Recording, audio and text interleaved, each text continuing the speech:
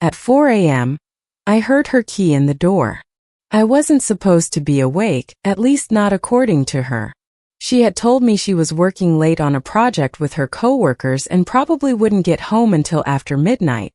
So I forced myself to stay awake just to catch her when she came in. I don't know what it was, intuition, paranoia, or maybe just the way she had been acting differently the past few weeks, but my chest tightened with dread as soon as I heard the sound of the lock turning. I was sitting in the dark, half hidden on the couch in the living room, pretending to have dozed off watching TV. My phone screen was dim beside me, but my heart was pounding so loudly I was sure she would hear it the second she stepped in. The door opened slowly, carefully, like someone trying not to wake a sleeping house. That alone made me suspicious. Why would my fiancée need to be quiet in her own home if she thought I was asleep? I could see the silhouette of her body slipping in through the narrow opening, and for a brief second relief washed over me. She was here. Maybe I was just imagining things. Maybe all those excuses, the late nights, the sudden secrecy were really just stress from work. But then it happened. A man's voice whispered behind her, soft but distinct, and every muscle in my body froze. My fiancée froze too, the moment her eyes adjusted to the dark and saw me sitting there. Her keys slipped from her hand and clattered onto the hardwood floor. She stammered something that I couldn't even process, because all I could think about was that other voice. Male, low, intimate, lingering just outside the door. I stood up slowly, not because I was calm, but because I felt like if I moved too quickly I would explode. "Who's at the door?" I asked, my voice sounding like it belonged to someone else. She shook her head frantically, whispering, "No one, no one," like a guilty child caught with her hand in the cookie jar. But before she could close the door, a shadow leaned forward and a man's arm reached in to grab her shoulder. That was all it took. The truth wasn't just in front of me, it was right there. Undeniable, suffocating. The man must have realized what was happening because he pulled back instantly and disappeared into the hallway, footsteps echoing as he ran. She shut the door so fast it rattled in the frame, then turned to me with wide, panicked eyes. "It's not what you think," she blurted out. The classic line that only guilty people ever seem to use. I laughed.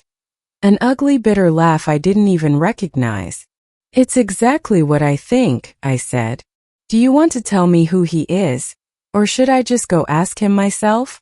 She started crying then, pleading, grabbing at my arms, swearing it was a mistake, that she had been drunk, that it had only happened once, that she didn't want to ruin what we had. But the way she said it, it was rehearsed, desperate, like she had been preparing for this confrontation for weeks.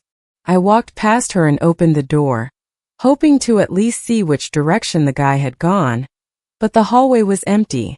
He was gone just like that, leaving me with nothing but her lies and the rotting taste of betrayal in my mouth. I didn't sleep that night. I couldn't. She tried to explain herself 100 different ways, but every time I caught her story changing, little contradictions spilling out like cracks in a dam. At one point she even tried to shift the blame onto me, saying I'd been distant lately, saying maybe if I'd been more attentive she wouldn't have sought comfort elsewhere. That was the moment something inside me snapped. I didn't yell, I didn't hit anything, I didn't even cry. I just sat there watching her unravel, and I knew I couldn't trust her again. By morning I had already decided I wasn't going to just walk away quietly. She had humiliated me, lied to me, and dragged another man into the life we had been building together. I wanted her to feel the same cold, crushing weight I felt at 4 in the morning when I heard his voice. I wanted her to see that betrayal doesn't come without consequences. What I didn't know then was just how far I was willing to go to make sure she never forgot it. The morning after that night was the longest I've ever lived through. I didn't tell her whether I was leaving or staying, and I think that uncertainty scared her more than if I had just walked out immediately. She hovered around me like a ghost, bringing me coffee I didn't touch, offering explanations I didn't ask for, trying to keep her trembling hands busy so she wouldn't have to meet my eyes. Every time she opened her mouth, I could still hear that man's voice echoing in the hallway at 4 in the morning, and it made me sick. I went through the motions of a normal day, showering, shaving, dressing for work, but I didn't actually go. Instead, I drove around aimlessly, trying to process what I had seen and what it meant for everything we had built. We had been engaged for 6 months, together for 4 years, and suddenly all of that felt like a bad investment, a lie I had bought into with my whole heart. I kept replaying the way she froze in the doorway, like a deer caught in headlights, and the way that man bolted like a thief. There was no misunderstanding here.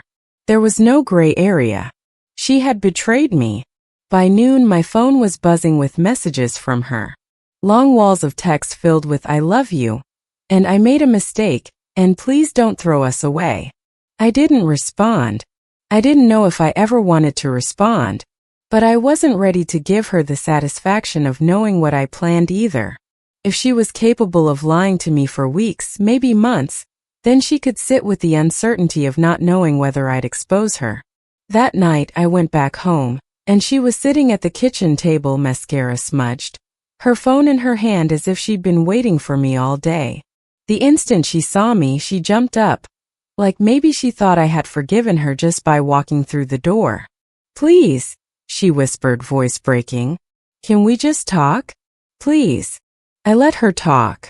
I let her pour out every excuse, every justification, every tear she could muster. She swore it wasn't serious. She swore he didn't mean anything. She swore she had ended it. But the thing is, people don't slip up at 4 in the morning with someone who doesn't mean anything. People don't sneak around behind their fiancé's back if it's just a one-time mistake. Her words meant nothing to me anymore. Still, I played along. I nodded at the right moments. I even reached across the table and held her hand, watching the hope flicker back into her eyes like a flame being relit. She thought she still had me. She thought I was weak enough to swallow my pride and move on. And that's when I realized exactly how I was going to break her. Over the next week, I acted like I was trying to forgive her. I stayed affectionate, even cracked jokes like before. I watched her shoulders loosen, her smile return, her guard come down. She started making plans for the wedding again, asking me about venues and photographers like nothing had happened. It was almost insulting, the way she could slip back into fantasy as if I hadn't sat in the dark at 4 in the morning and listened to her bring another man into our home. What she didn't know was that I had started gathering proof. I went through our phone records, traced the number she had been calling late at night, and sure enough, it matched the voice I had heard. I didn't confront her with it. Instead, I started documenting everything, screenshots, call logs. By the end of the week, I had a thick folder of evidence, enough to ruin her in front of anyone who ever thought she was a loyal, loving fiancé. The opportunity came sooner than I expected. Her parents had invited us over for dinner, a family gathering where they wanted to discuss wedding details and meet with us as a couple. Normally, I would have dreaded sitting across the table from them, pretending everything was fine, but this time I welcomed it. Because if she wanted to play house, then I was going to show her what it felt like when the walls came crashing down. The night of the dinner, she dressed up in a red dress I had once told her was my favorite. She smiled at me in the mirror as she fixed her hair, and I smiled back. She had no idea. The drive over was filled with her nervous chatter about flowers and colors, and I nodded, pretending to care. When we arrived, her parents greeted us warmly, oblivious to the storm brewing just beneath the surface. We sat down to eat, and everything seemed normal. Her father raised a toast to our future together. Her mother asked about honeymoon plans, and I played along. But halfway through the meal, I pulled out my phone, unlocked the folder, and placed it on the table where everyone could see. My fiancé's face went pale instantly. "What's this?" her father asked, confused, as he leaned over to look.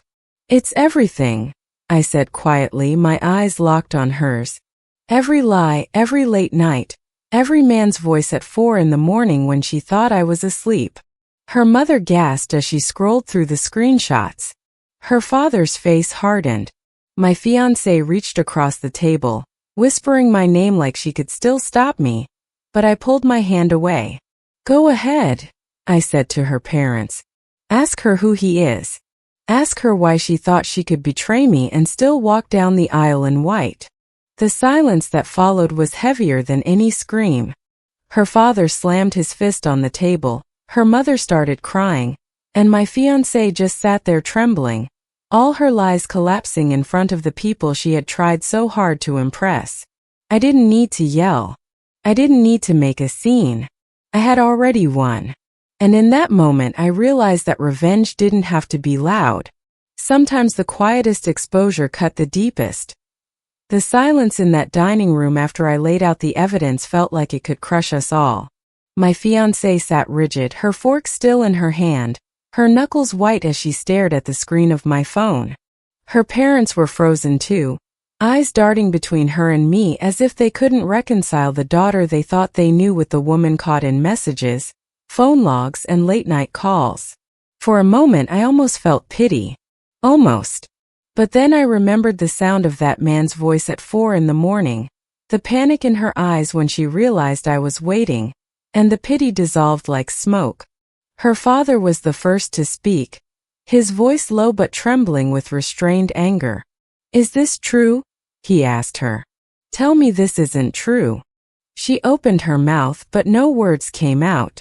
Her lips moved soundlessly, like a child caught lying about something trivial. Except this wasn't trivial. This was the kind of betrayal that burned everything it touched. Finally she managed a whisper. It was a mistake. I didn't mean for it to happen. Her mother shook her head, tears welling up in her eyes. You didn't mean for it to happen? You were planning a wedding while sneaking around with someone else? How could you? I sat back watching it all unfold, and for the first time since the betrayal, I felt a sick kind of satisfaction. She had humiliated me in the dark behind my back, but now she was the one humiliated in the light, with no shadows left to hide in. Dinner ended quickly after that. Her parents barely touched their food, and her father didn't even look at her as he excused himself from the table. Her mother walked me to the door privately, her face lined with sorrow. I'm so sorry, she whispered. I never thought she could do something like this. You deserve better. I nodded, thanked her, and left. My fiancé followed me out, practically running to keep up with me as I headed to the car. Why would you do that? She demanded, her voice breaking between sobs. Why would you embarrass me in front of my parents like that? I turned on her, the anger boiling over. Embarrass you? You embarrassed yourself the moment you brought another man into our lives. Don't blame me for showing them the truth. She grabbed my arm, desperate now. We can fix this, please. You don't have to throw it all away. I love you. I shook her off. No. You don't love me. You love yourself. If you loved me, you wouldn't have been sneaking someone else into our lives at 4 a.m. That night I didn't go home. I drove to a friend's place and crashed on his couch, too wired with adrenaline and heartbreak to sleep. My phone buzzed endlessly, calls, texts, voicemails, all from her. The messages ranged from apologies to anger to outright begging. She said she couldn't lose me. She said she would change. She said she would do anything. And then when I didn't respond, she shifted tactics. The next morning, I woke up to a flood of notifications. She had posted a long, dramatic status on social media, painting herself as the victim. According to her, I was controlling, paranoid, and had invaded her privacy by spying on her messages. She claimed I had embarrassed her in front of her family unfairly, twisting the story so she looked like the one wronged. Her friends and some extended family began commenting, some siding with her, saying I was cruel for exposing her like that. It was infuriating, but it was also predictable. People who get caught will always try to rewrite the story. But what she didn't realize was that I had receipts, and unlike her, I wasn't afraid to show them. I didn't respond publicly right away. Instead, I waited. I let her bask in the sympathy for a few days, watched as people commented things like "stay strong," and "no one deserves to be treated that way." She thought she was winning. She thought she had flipped the narrative. But when I finally decided to speak, I didn't write paragraphs. I didn't rant or explain. I simply posted a screenshot.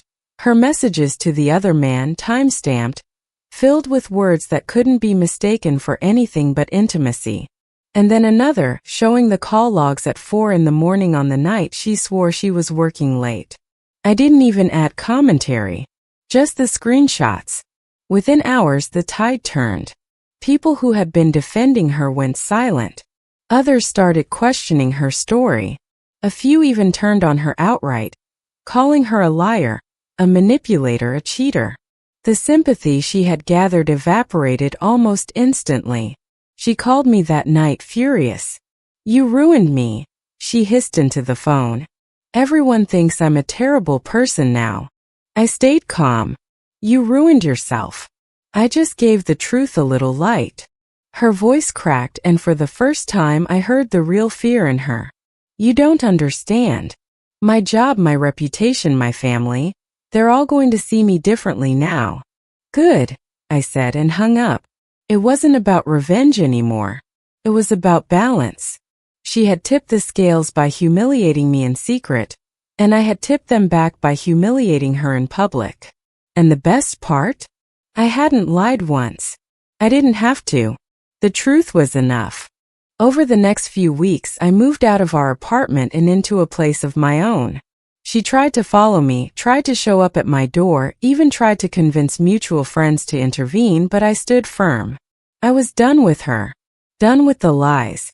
Done with the manipulation. I thought that would be the end of it. But people like her don't go down quietly. And what I didn't realize was that she wasn't finished trying to get the last word. I thought exposing her lies would be the end of it, that once the truth was out there, she would finally stop trying to manipulate me and move on with her life. But I underestimated how desperate someone can get when their mask is ripped away. She wasn't just embarrassed. She was enraged, cornered, and willing to scorch the earth if it meant salvaging what little pride she had left. It started small. She posted vague quotes online, things about toxic partners and healing from emotional abuse. It was obvious who she was talking about, and a few of her loyal friends still clung to her version of events. I ignored it at first. I didn't need to defend myself to people who didn't know the whole story. But then she escalated. One morning I woke up to messages from coworkers, family, even distant relatives asking me if I was okay. Confused, I checked my phone and saw what she had done. She had written a long public post accusing me of controlling her, tracking her every move, and emotionally abusing her throughout our relationship. She painted herself as a survivor of my supposed cruelty, and the post had gone viral in our circle. Suddenly, I wasn't just the guy who got cheated on, I was the villain in her story. The rage I felt in that moment was unlike anything else. It wasn't just betrayal anymore. It was character assassination. She had cheated, lied, and humiliated me, and now she was trying to destroy my reputation too. But instead of lashing out immediately, I did what I had done before. I gathered my ammunition. I already had the folder of proof, but now I dug deeper. I pulled bank statements showing her secret hotel charges, messages where she bragged to her friends about keeping me fooled, and even a voice recording I had saved from the night at 4 a.m. when she whispered to that man at the door. Piece by piece, I assembled a record so airtight no one could deny what she had done. But this time I wasn't just going to post it on social media. That would have been too easy. No, I decided to wait until she had a stage big enough, until she was sure she had the sympathy of everyone around her, so that when the truth dropped it would hit like a hammer. That opportunity came when she organized a small support circle, gathering at her friend's house. She had invited mutual friends, co-workers, even a couple of her cousins, all people who had known us as a couple. The goal was obvious. Paint herself as the victim in front of as many people as possible. When one of my friends tipped me off about the event, I knew exactly what I had to do. I walked in uninvited, folder in hand. The room went silent the moment I appeared, all eyes darting between us. She looked like she had seen a ghost. "What are you doing here?" she snapped, trying to regain control of the room. "I'm here to tell the truth," I said simply. And then, without raising my voice, without theatrics, I laid it all out. I showed the screenshots of her texts with him, the call logs, the bank charges, the hotel receipts, the recordings. One by one, I laid them on the table, the evidence stacking up until no one in the room could look at her the same way again. Her face drained of color. Her hands trembled. "You don't understand," she tried to stammer. "It wasn't like that, But no one listened. Her friends who had rushed to defend her days earlier now sat in stunned silence, some shaking their heads in disbelief, others glaring at her with disgust. A cousin of hers muttered under her breath, "Unbelievable," before standing up and leaving the room. For once she had no stage, no spotlight, no sympathy. Just the crushing weight of her own lies coming back to bury her. I didn't stay to watch the rest. I didn't need to. I had done what I came for. I walked out with my head high, leaving her to choke on the consequences. In the days that followed, her posts disappeared one by one. The vague quotes, the accusations, the desperate attempts to play the victim, all gone.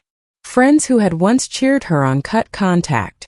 Her family stopped defending her. Even her job, which prided itself on integrity and trust, quietly let her go after word of her behavior spread. As for me, I moved on. Slowly, painfully, but with the knowledge that I had reclaimed my dignity. I had been the one betrayed, the one mocked in the dark at 4 a.m., but I hadn't stayed silent. I hadn't let her rewrite the story. I had taken control of it, exposed her for what she was, and in the end the truth had been enough. Sometimes I think back to that night, sitting in the dark waiting for her key in the door.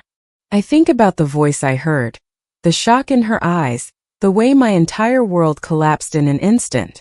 And I realize now that it was also the night I stopped being blind. The night I stopped excusing lies. The night I found the strength to fight back. And if she ever lies awake at night, staring at the ceiling, wondering how it all fell apart, I hope she remembers exactly what time it was when everything came crashing down. 4 a.m.